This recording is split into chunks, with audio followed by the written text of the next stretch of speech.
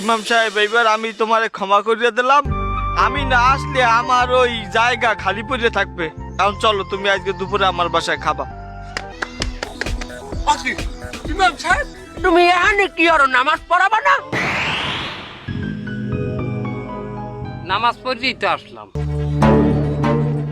এই মানে নামাজ শেষ করিয়ে তো আসলাম, জামাতে নামাজ পড়লাম। কি বলেন মেম্বার সাহেব? পর তুই এটা হওয়ার শক্তি, তুই মসজিদের সভাপতিদের ছাড়া তুই নামাজ পড়াইছ, জামাত করতো। জানোস না যে সভাপতি না পর্যন্ত আমাকে মসজিদে জামাত হয় না? এই এই মেম্বার, এই তুমি তো জানো এই কথা যে আমারে ছাড়া মসজিদে কোনোদিন জামাত হয় নাই। তা তুমি এই ভুল কেমনে করতে দিলা? হ্যাঁ, আমি যাইয়ে দেই সামনের কাতারে আমার ছিটে অন্য একটা লোক বইয়ে রয়েছে, সেইটা লইয়া অনেক ছিকিয়ে রয়েছে ইমাম সাহেবের লগে। হেই তালে তালে তোমার কথা ভুলে গেছি। আর ইমাম সাহেব, তুমি আসলে এটা ভুল করছো।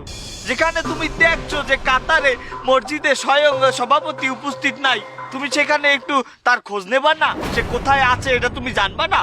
এখন যে তারা আমার জামাতটা ছুটিয়ে গেলে, তার এই বিচারটা কি হইবে? এই ভুলটা কার? না, ভুল তুমিই করছো ইমাম সাহেব। তুমি এক কাম করো,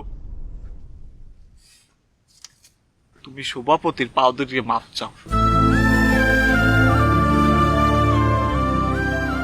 আমি ঠিক সময় নামাজ পড়াই, আমি এখন সভাপতির পাউদর কি মাপ চাবো?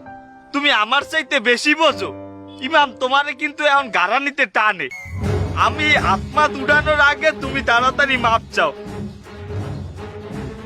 আরে তোমার বাহের বয়সী, মাপ চাইলে জাত যাইবে না।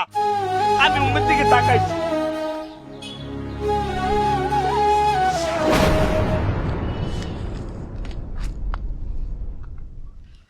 থাক, হইছে অনেক হইছে। দুটা মাইয়া গরু দান করা লাগবে না। যাও এখন যাও, এই ভুল যেন আর নেক্সট টাইম কোনোদিন না হয়।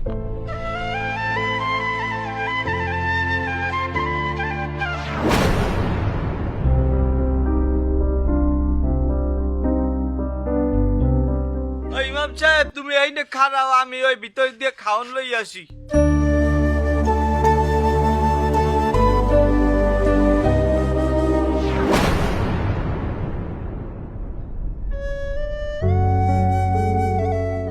দাও, তুমি তরকারি দাও।